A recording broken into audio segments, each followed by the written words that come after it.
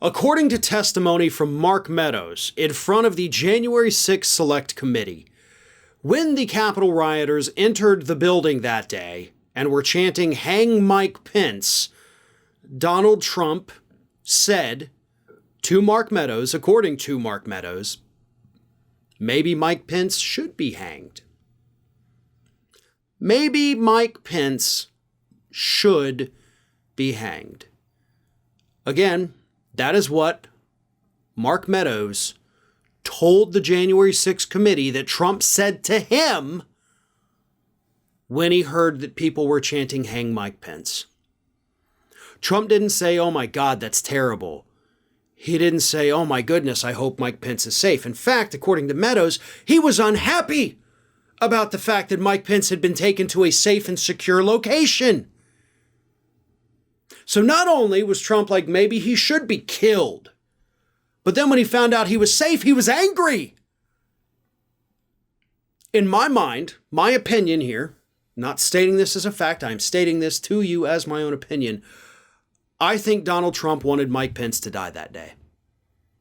I legitimately, firmly, in my heart of hearts, believe that Donald Trump, the president of the United States at the time, wanted his vice president, Mike Pence, to be murdered. And based on this testimony, of course, from Mark Meadows, Trump's chief of staff, it's kind of hard to come to any other conclusion, right? I mean, Donald Trump was pissed off at Pence because Pence wouldn't go along with any of their plans to overthrow the results of the election, right? Probably the only good thing Mike Pence has ever done in his life. But that pissed Trump off. Pissed him off to the point where, again, in my opinion, he wanted him dead. Dead.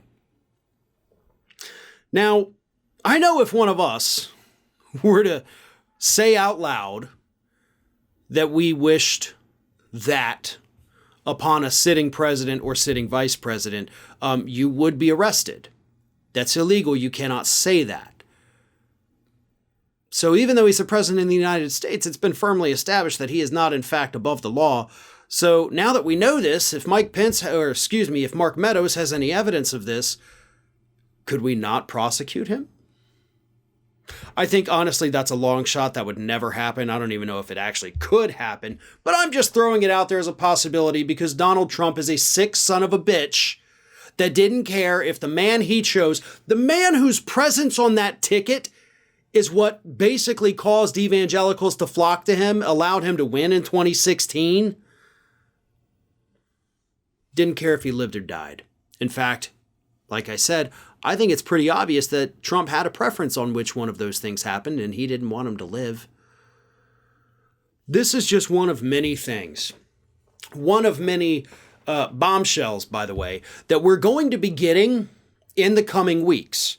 And the committee, by the way, already told their members and their staffers, like, y'all be prepared because we're going to start releasing some bombshells ahead of the televised primetime hearings that we're going to be showing. Which, by the way, I got to point this out. At the end of last year, I was talking about how the committee had said we're going to do more public televised hearings in the coming year, in 2022.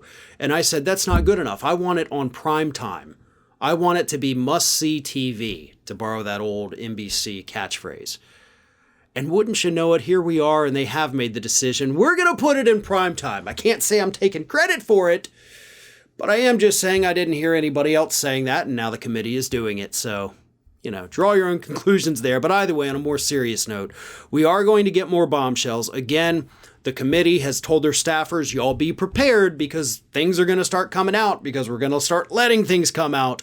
They're trying to basically build the hype around these hearings so people tune in and understand what actually took place. And what better way to start than by letting the public know that the sitting president seemed to be kind of at least hoping that his vice president would be killed that day. Hey everyone, this is Aspen. And did you know that for the low cost of $0 per day, you can subscribe to the Fair and Balanced YouTube channel? We also encourage you to like, comment, and share. But again, click that subscribe button and help Aspen not be so grumpy.